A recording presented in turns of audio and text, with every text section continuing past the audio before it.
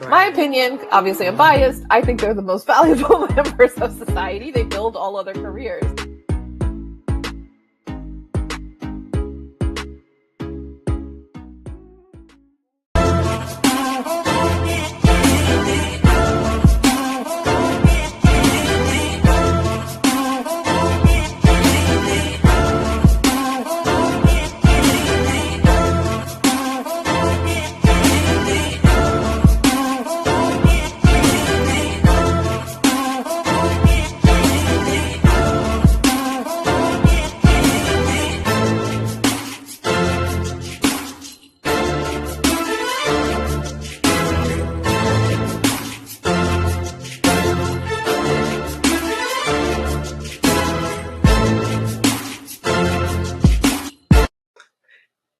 You're tuned into Leadership Beyond Burnout, where we encourage you and your organizations to heal, lead, and succeed. I'm your host, Dr. Kimberly L. Wilson. I want to welcome back all of my fired up friends. And if you're new here, listen for some of the actionable steps and challenges to integrate into your workplace and your life. You'll find them very helpful. Feel free to send us questions as we air or to our guests during the show, and you can connect with us at drkimberlywilson.com. This episode is going to be sponsored by Leadership and Resilience Consultants, whose mission is to create 100 healthy workplace cultures and to cure 5,500 women of burnout.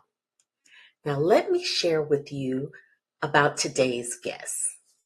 Today's guest is Natasha D Arcangelo. She is a licensed mental health counselor in the states of Florida, Oregon, and Washington, a Florida qualified supervisor, a nationally certified counselor, a certified clinical trauma professional, a certified compassion fatigue professional, a compassion fatigue educator, and a certified forward-facing professional resilience coach and consultant.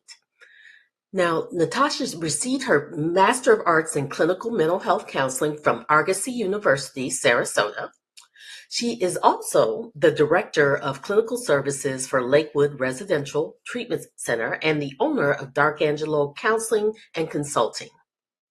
Her previous experience includes 15 years as an educator, an inpatient psychiatric setting, community mental health, private practice, and mental health tech.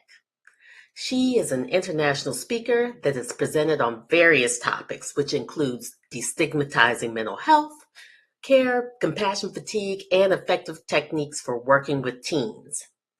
She operates from cultural humility perspective and is an ally for the LGBTQ plus IA community let me rephrase that, LGBTQIA plus community. And she's especially passionate about working with clients who are struggling with trauma and anxiety. And without further ado, let's bring on Natasha D Arcangelo.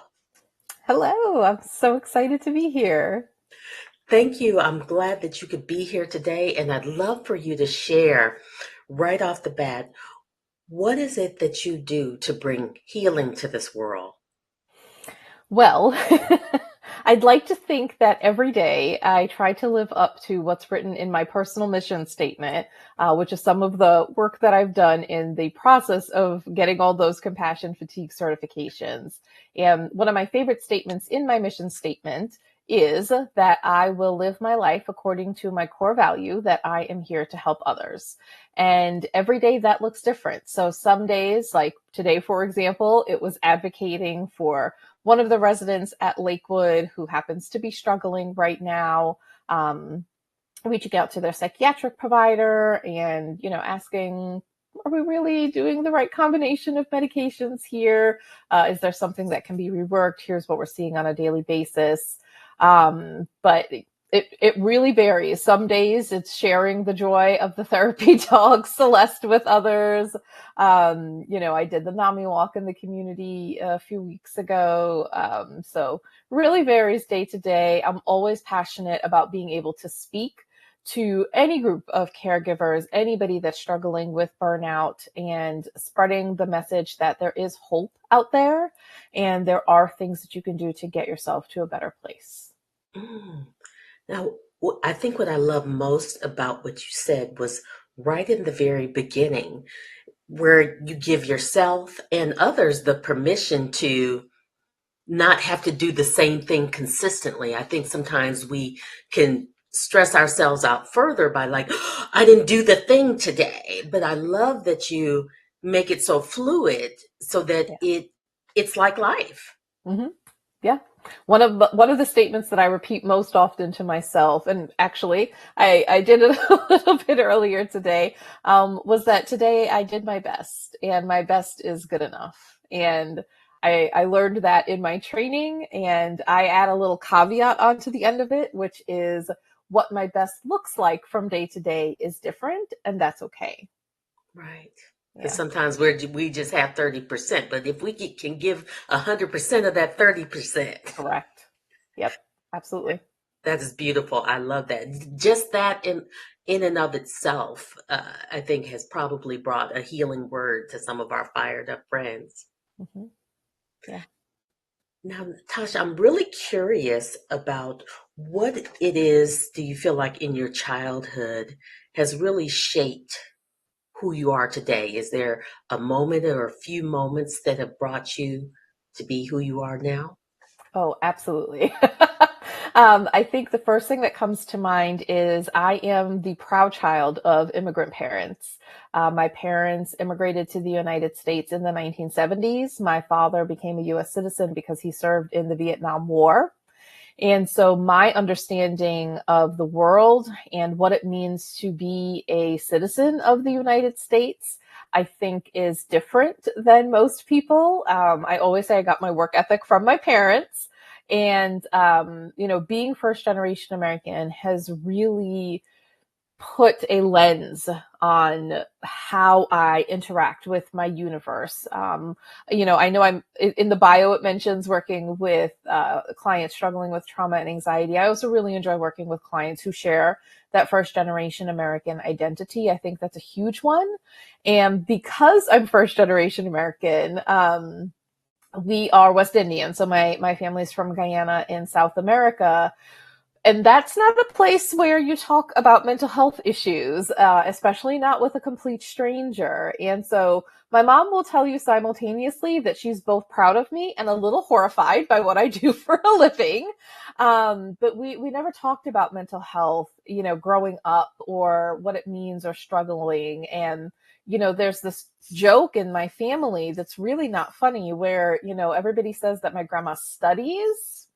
My grandma doesn't study. She's one of the most anxious people that I've met in my entire life. But that's kind of how our family, copes with it. Instead of saying that she that she has anxiety and maybe we should get her some help for that, it's like, well, that's just grandma. And she just, she studies. That's what she does. And so So they mean it like study as in like being very intent on something, and that's what creates that look of anxiety. No, it's more of, so, Guyana's a former British colony. Yay for colonization. No. Um, and so some of those British colloquialisms still live on. And so Ah, that, like, grandma doesn't say that she gets angry. She says that she gets vexed. So that's kind of a holdover from the British influence, and my grandma's, of that generation. My grandpa, up until the day that he passed, would write color COLOUR. So that's kind of a holdover of, she studies as in worrying. ah. Yeah, yeah. And that's just how it's always been. And so that's one of the reasons that I really try to use my platform to bring awareness and to help folks understand, listen, your brain is an organ. And just like how you would take care of a sprained ankle, it's okay if you take care of symptoms like anxiety. There's nothing to be ashamed about, and it makes you human. It makes you part of this shared experience that we all have on this planet rolling around in space. Right, right, right. Now, I wanted to get back to something else in your bio because you talked about being a compassion fatigue expert. So I'd really love for you to share with the audience what type of professions, and of course we can't name them all, but some of those that have the most common impact of being affected by compassion fatigue. Absolutely. I'm looking at you, caregivers. So I present most often to groups of mental health professionals. And I also want to call out physicians, nurses, veterinarians, educators. Our educators are not doing well right now. First Right. responders is another big one, law enforcement, hospice workers, any any job where your primary task day to day is taking care of other people, you're going to be more susceptible to symptoms of compassion fatigue. Okay. Now, does that apply? Because I'm being devil's advocate here. Now, what if